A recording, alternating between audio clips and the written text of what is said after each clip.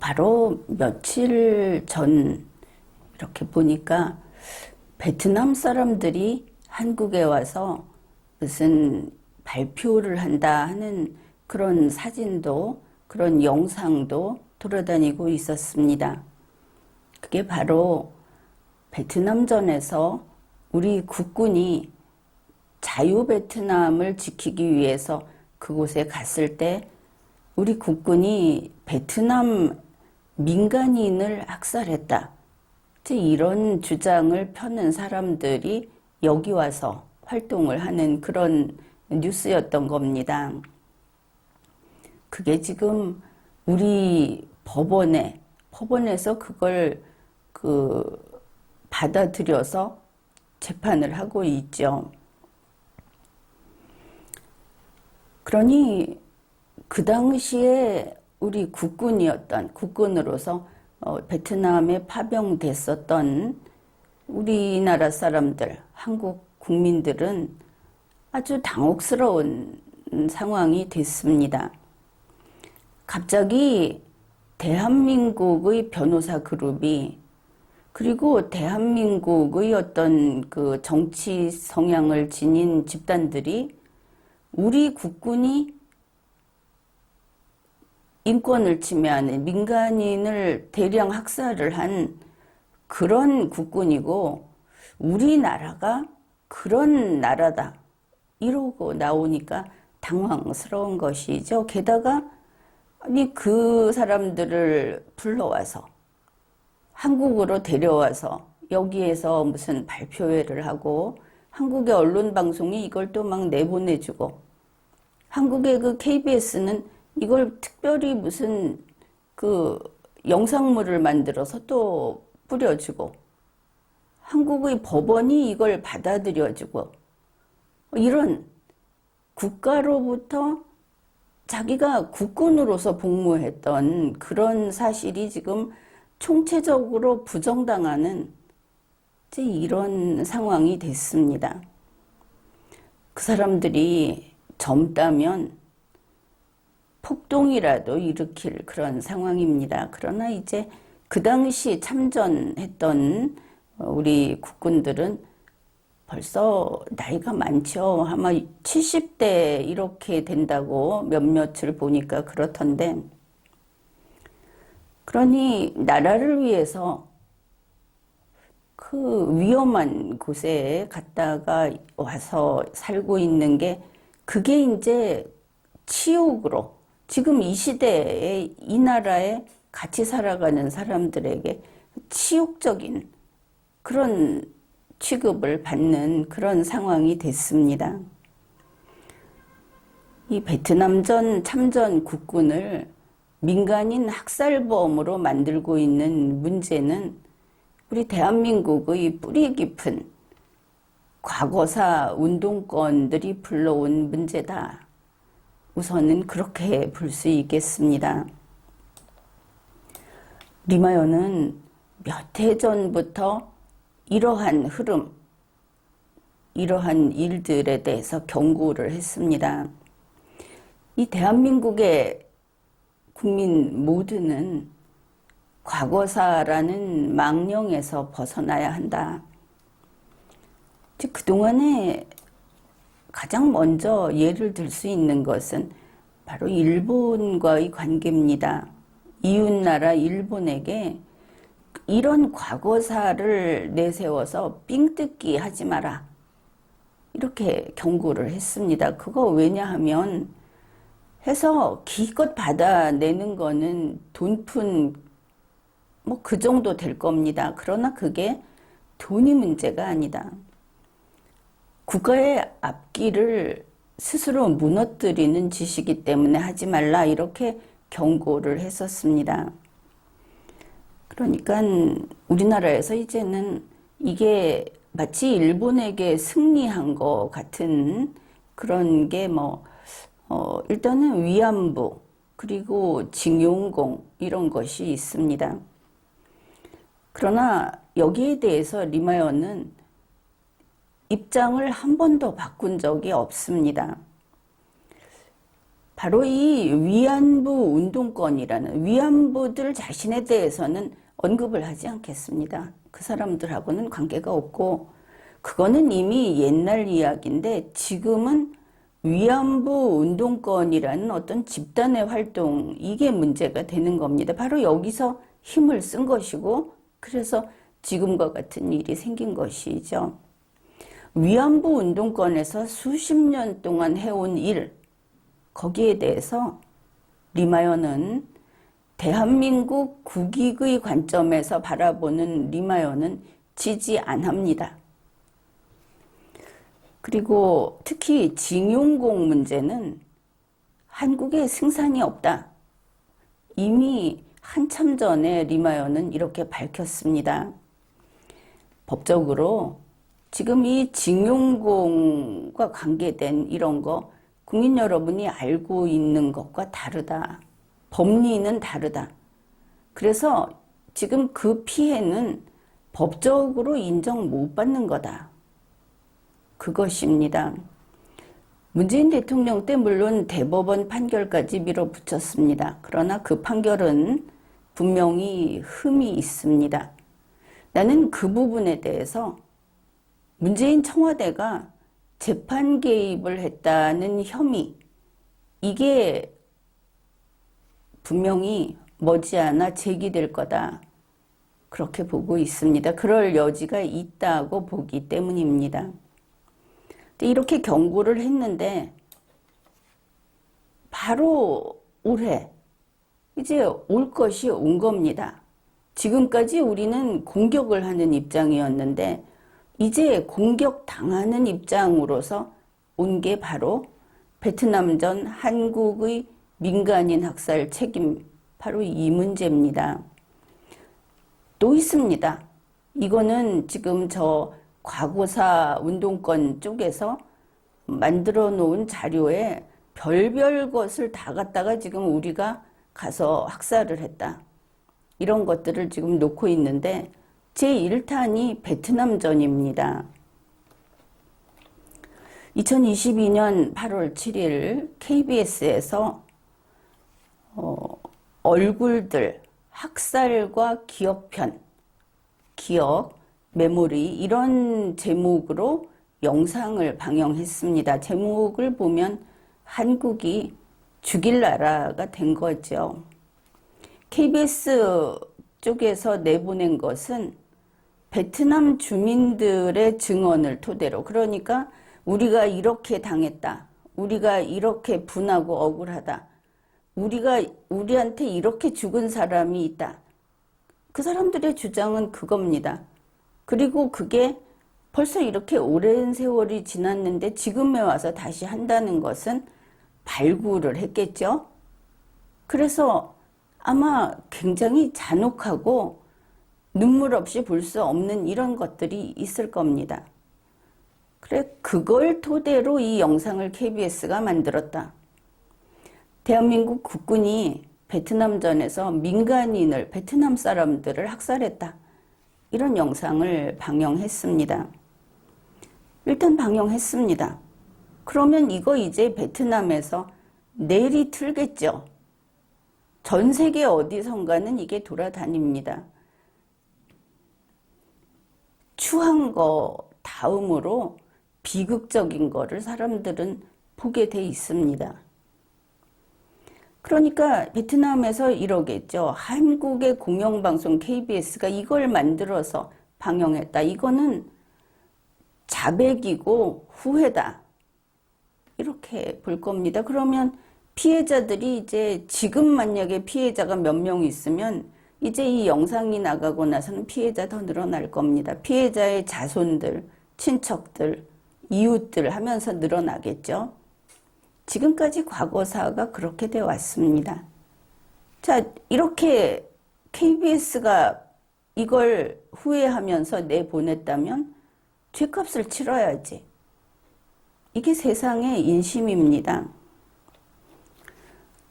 이렇게 대한민국 국군이 베트남전에서 베트남의 그 양민을 학살했다고 하는 KBS.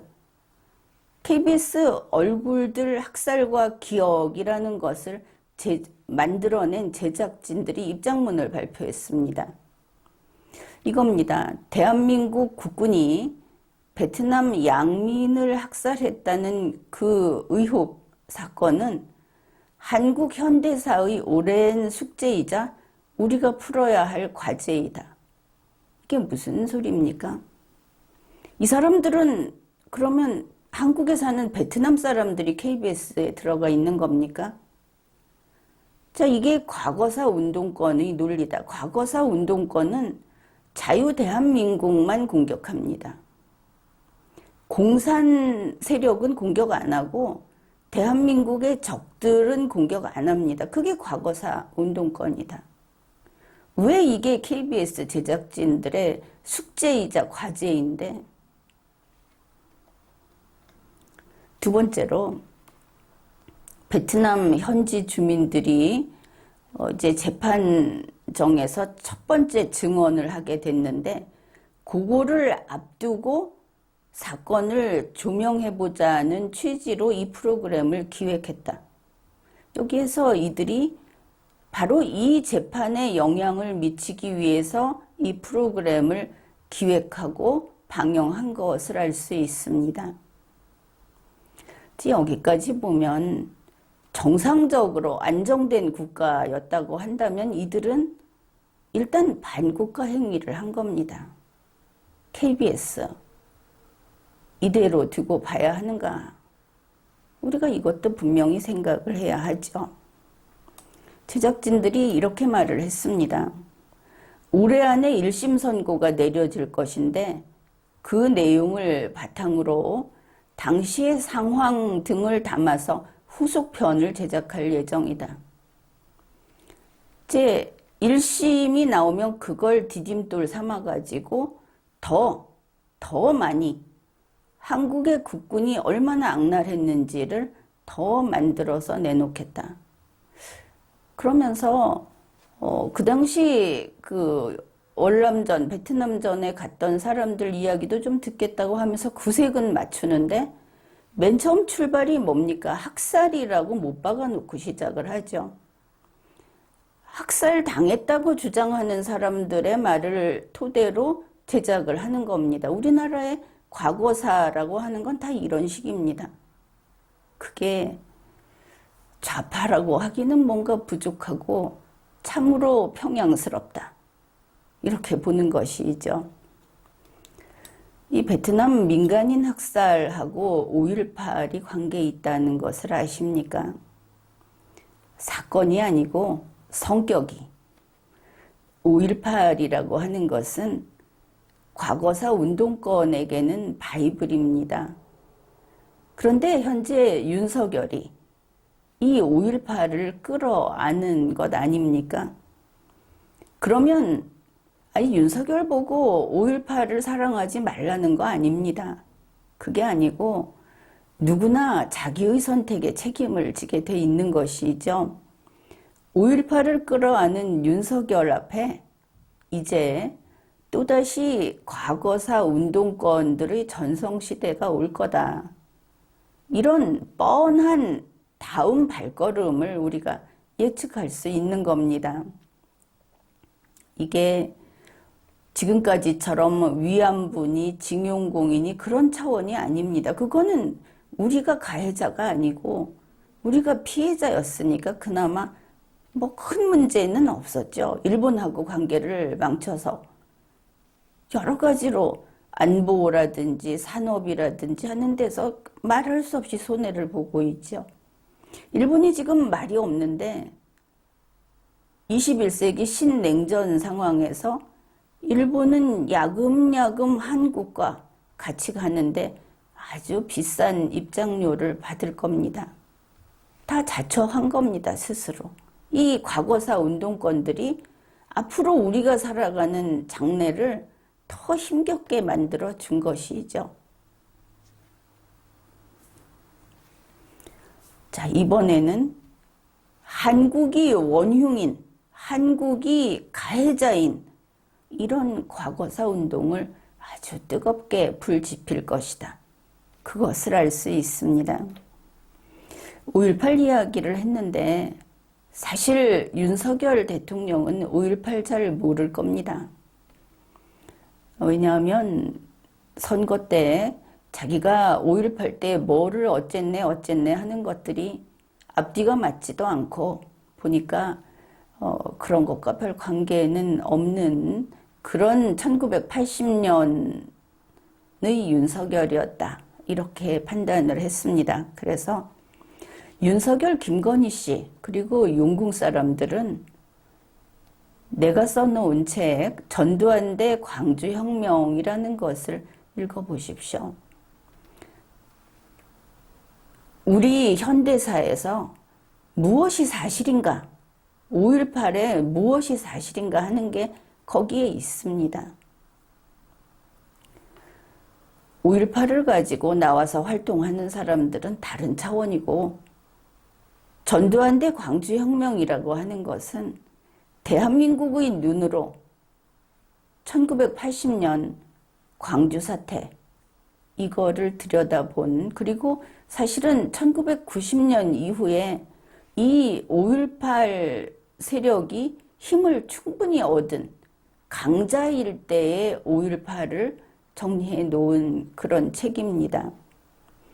대한민국 헌정사 차원에서 5.18을 보면 대통령으로서 도대체 어떤 시각으로 5.18을 바라봐야 하는가 이거를 알게 될 겁니다.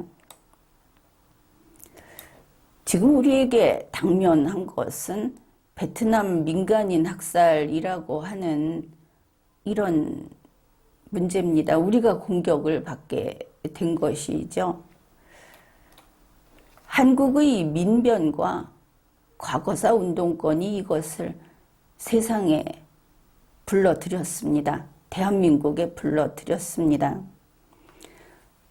그 베트남 학살당했다는 그 스토리, 학살당한 사람들의 가족, 그들의 그 처참한 스토리는 아마 위안부의 그 불행, 슬픔 이런 걸 뛰어넘을 겁니다. 베트남은 공산국가입니다. 지금 현재 공산국가입니다. 베트남은 북한과 가깝습니다. 물론 우리 한국인들이 베트남에 여행도 많이 가고 또 한국과 베트남의 관계가 그렇게 적대 관계까지는 아닙니다. 앞에서 볼 때는 그냥 좋게도 보이죠. 산업 분야도 아주 긴밀한 그런 관계에 있고.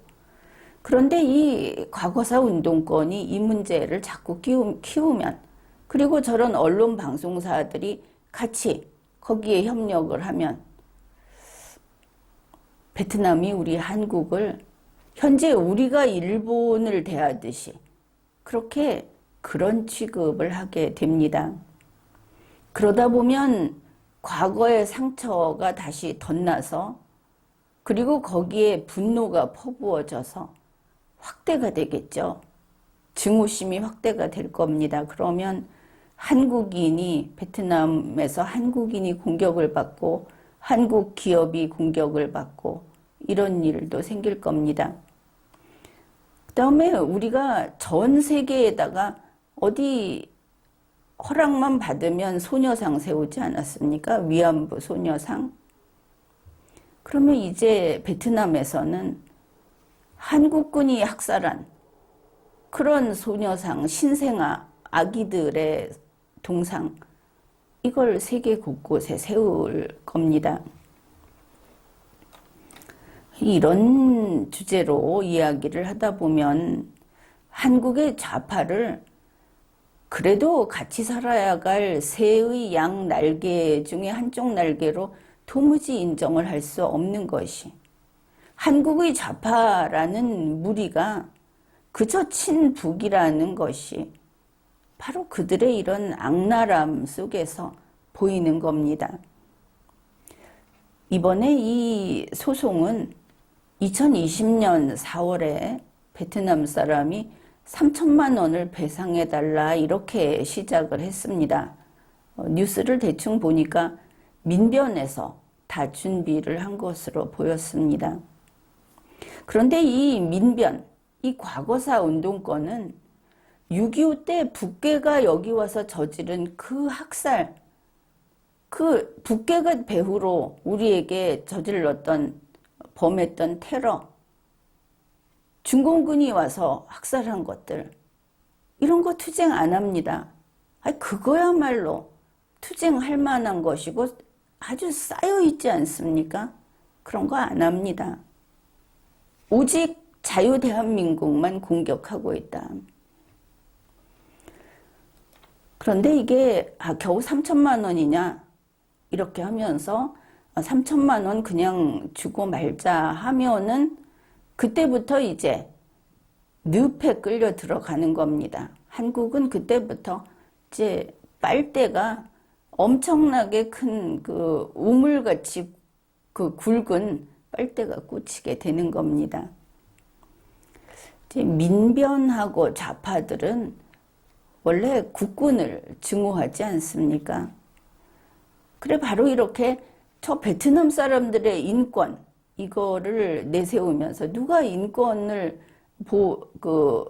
지켜줘야 된다. 인권 침해하는 것은 안 된다. 여기에 반대할 사람은 없죠. 그런데 그걸 내세워서 이 한국을 망할 나라, 한국의 국군을 저 인간 같지 않은 것들 이렇게 망가뜨리는 겁니다. 지금 베트남 참전 용사들 그 단체들에서는 지금 전전긍긍하고 있을 겁니다. 이게 어떻게 흘러갈까? 아무튼 그들에게 지금 상황은 매우 좋지 않습니다. 민간인 학살 영상을 KBS가 이제 앞으로 더 많이 뿌릴 텐데 민변도 지금 뿌리고 있고 그리고 SNS를 통해서 이 과거사 운동권이 계속 뿌리고 있습니다. 이런 학살 영상 앞에서 사실관계는 그 당시에 어떤 문건 같은 거는 소용이 없습니다. 아무도 듣지 않습니다. 게다가 우리나라의 지금 국민들이 감정은 있고 그리고 생각은 없는 좀 이런 상황이어서 그 걸핏하면 잘 나서는 2030 그리고 여자들이 이럴 겁니다. 우리가 너무 미안해 이러면서 베트남 사람들에게 숙제를 하겠죠. 이들은 대한민국과 국군은 어떻게 돼도 상관이 없습니다. 그저 처참한 모습을 보고 눈물을 흘리면서 가서 손을 잡으면 그게 끝이라고 생각을 하는 것이죠. 한국은 이렇게 양민 학살을 주도한 그런 국가, 우리 국군은 집단 학살범들, 이렇게 돼도 괜찮은 게 그들이라는 겁니다. 지금까지 30여 년을 이런 식으로 살아왔습니다. 과거사 운동권이 그 슬픈 당한 피해자들의 이야기를 하기만 하면 그냥 손잡고 울면서 네가 옳다. 이래 나라를 망친 것이죠. 세상에 뭐 이런 나라가 다 있습니까? 뭐 이런 국민들이 다 있습니까? 그런데 아무도 야 너희들 정신 차려라 이러지를 않습니다. 그냥 그래 너는 참 마음이 여리구나 착하다 착하다 너는 정말 눈물이 많구나 이러는 것이죠. 지금의 그 정신 상태로는 북한의 그 평양이 아닌 다른 데 가서 살면 아마 잘 맞을 겁니다. 중앙에 겨우 그 부족장이 좀 있고 나머지는 그냥 동굴 생활하는 거기에 맞을 거다. 그리고 인정스럽게 살면 될 거다. 그건 착한 게 아닙니다. 그거는 사실은 그 마음 속에는 악마가 들어있다는 걸 알아야 하는 겁니다. 무책임하게 다른 누군가를 자기 앞에 있는 사람 누군가를 편들면서 다른 누군가에게 못할 짓을 하고 있는 겁니다. 넌 죄인이야 이렇게 책임도 지지 못하면서. 그리고 보면 항상 먼 데 있는 북한을 위해서 대한민국을 치고 공격하고, 지금은 이제 베트남 사람을 위해서 한국의 국군으로 나라를 지키고 했던 우리 국군들, 그들을 또 공격합니다. 항상 먼 데 있는 사람을 위해서 바로 앞에 가까운 사람을 배신하는 것이죠. 왜 북괴를 비판 안 하느냐. 그들의 그 양민학살 범죄, 이거 민변에서 매달리면 365일 하고도 남을 일거리가 많은데, 바로 그게 단고를 무시하는 습성으로 또 확인이 됩니다. 아직 여기에 어떤 상점에 아직 발걸음도 안 한 사람을 처음으로 여기 들어오게 하려고 광고하고 혜택 주고 오면은 고맙게 하고 이러죠. 단골은 알아서 온다 해갖고 손님 대우도 제대로 안 합니다. 이런 아주 나쁜 습성이 있는 겁니다. 이게 보면 소위 집토끼론이라고 하는데도 그대로 적용이 되지 않습니까? 이 베트남전 참전 용사도 지금은 용사라기보다는 이제는 노인이라는 말이 어울리는 그런 연배가 됐는데, 지금 선거 때도 무슨 6070 이러다가 이제 70 이후는 그냥 윤석열 그 후보에게는 따놓은 표다. 그거는 뭐 내가 잡은 고기니까 먹이를 안 줘도 된다. 계속 홀대를 하고 있죠. 대구 경북을 홀대하다가 이제 아마 그 경남 쪽도 또 홀대를 할 겁니다. 어쩌다 한번 찾아가면 내가 한번 와줬으니까 감읍해라 이러고. 그런데 이렇게 나이 든 국민들은 가정에서 본다면 자녀들에게 냉정하게 엄격하게 정을 주지 않아야 대우를 받는다.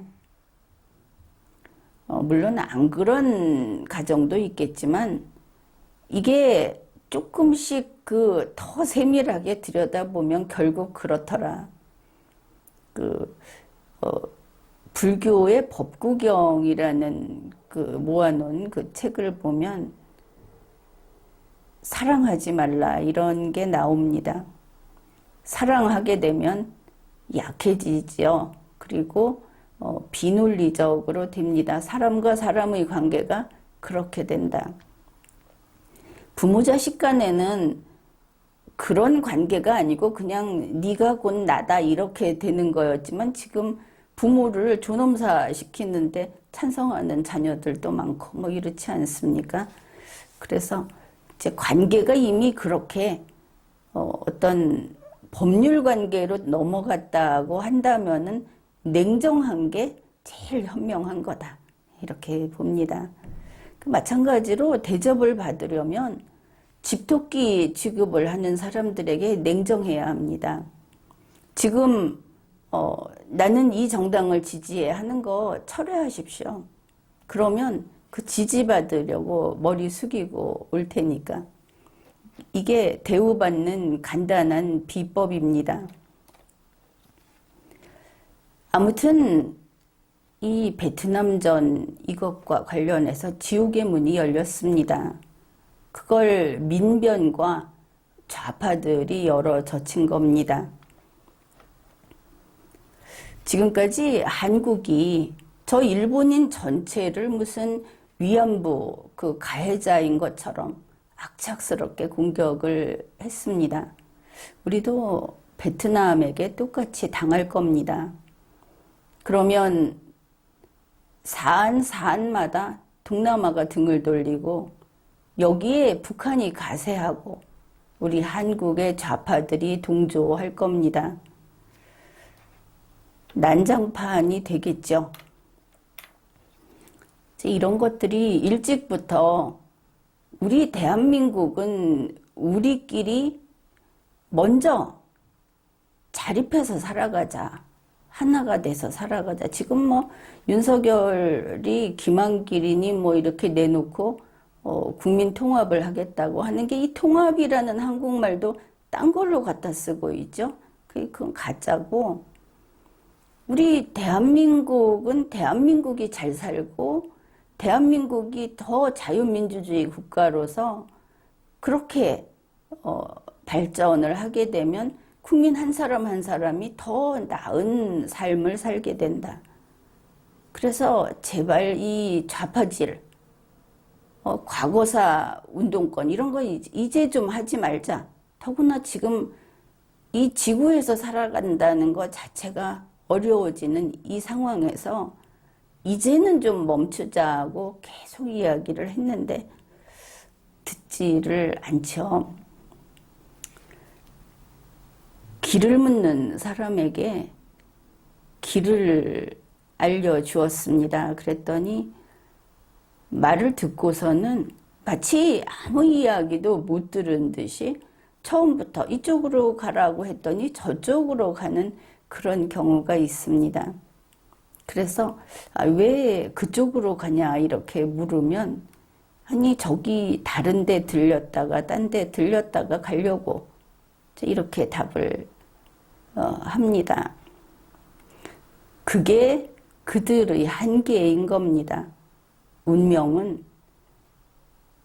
운명이 성격이 나빠서 그냥 어느 나라를 내동댕이 치는 게 아닙니다. 다 스스로 그렇게 만드는 것이죠. 지금까지 리걸마인드 연구소였습니다.